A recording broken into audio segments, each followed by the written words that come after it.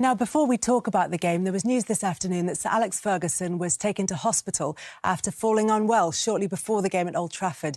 We have been told it was a precautionary move and not an emergency situation. And, of course, everyone here at Match of the Day sends our very best wishes.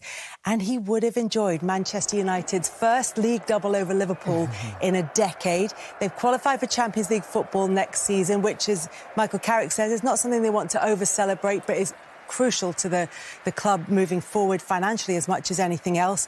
And also, it was Kobbie Mainoo who did it. And that, what a journey he's been on, Micah. He's been, as a player, he's been outstanding. But today I thought he was exceptional, not just because of the stuff that I'm going to talk about here, the defensive, it's football intelligence, game intelligence, football IQ, all those things, understanding the positions you need to be in when you're in this position here. Obviously helped by Casemiro, and Kobbie Mainoo's always been a player that we've liked and we've talked about for so long. But we didn't know what, was he 8? Was he a 6? Was he a 10?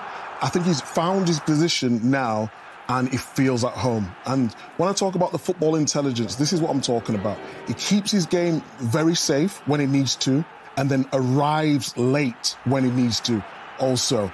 He sees the space in front of him and then taking the risk, and then can you finish? And the finish was brilliant.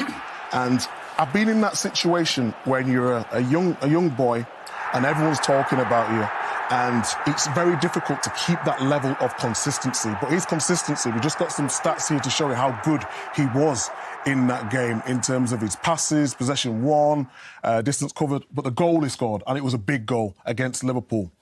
But just a psychological sort of place that he's in. When everyone's telling you how good you are at 21 or 20 before, and he's played for England and he's played in big games, and you're left out by the manager, how do you deal with that?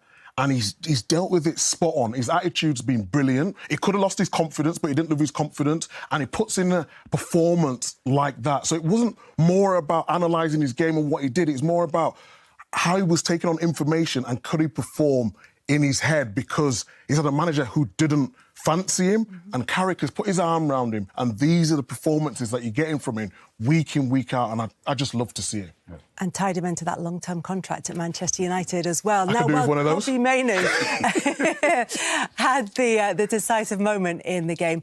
There was one moment of controversy with Benjamin Šeško's goal, and when Arne Slot was asked about it in his post-match press conference, he was animated. I don't think it's a surprise to anyone this season that if there is a VAR intervention or if there's some... United and their immediate future. Is Michael Carrick the man to take them forward? We've asked this question so many times since he took over. What we can see and what the facts behind this are that if the table started when Michael Carrick took over, Manchester United would be top and clear top, 5 points ahead of Arsenal. They've qualified for Champions League football. They've signed Kobbie Mainoo up to a long-term deal and presumably increased any value that they would get if they were to sell him on. I know there's an emotion. Was it handball? Was it not handball? Well, what did you think, Alan? Well, I thought it was handball, yeah. And I think, I don't want to see these goals disallowed, right? I mean, I think that the handball laws are complete nonsense anyway, and this law is as well. But in terms of consistency and applying the law correctly, I think me and Micah agreed straight away that we both said that's hit his hand. You can see the motion of the ball move. Correct. Because it hits his left hand there. It's only a slight touch, I get that, and as I said, I don't want to see them disallowed, but when they're applying the law, and that's what they say, if it hits any part of your hand and you're the goal scorer, it should be disallowed, and that should have been disallowed. They say that was inconclusive, the footage. But it's there for us, for all. See? The motion of the ball changed, didn't it? And that's what you need to look at. Like Alan said, we don't want to see goals given away for this when we're talking about fingernails or whatever. But the law is, if it comes off your hand, which it clearly did, in our view, the goal shouldn't have been given. It's as simple as that. But isn't it? I mean, we're at this stage.